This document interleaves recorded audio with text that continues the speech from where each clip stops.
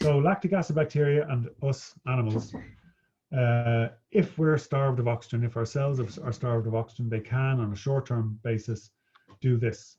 So they still do glycolysis, right? They get the glucose, they convert it into pyruvate, just as we saw.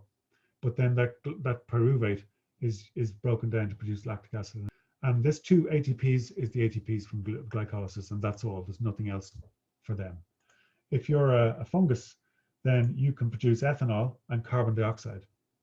And so you get energy release, but again, that 2 ATPs is only from the energy from glycolysis, not anything else.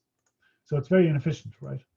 2 ATPs from glycolysis is not much from a glucose molecule, and they're wasting an awful lot of energy then producing that ethanol or lactic acid or whatever it is they're making, because there's a huge amount of energy, chemical energy in those molecules that isn't availed of by the cell. Then it just chucks it out as waste, which is wasteful.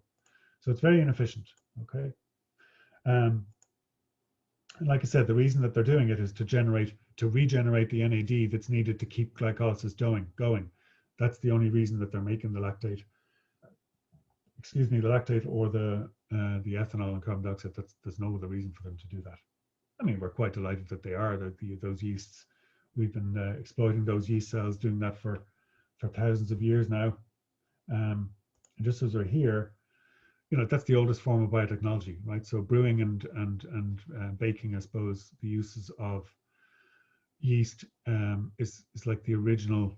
It's the original bioprocessing or biotechnology throughout history. And just as we're there, so the carbon dioxide from yeast fermentation is what we use, is what we want when we're doing, baking, right? To get the bread to rise. It's the carbon dioxide we want. There's alcohol produced, but that just evaporates once you put the bread in the oven. So that nice smell that you get out of the oven, that's the mixture of alcohol and other things that you're smelling, which smells nice.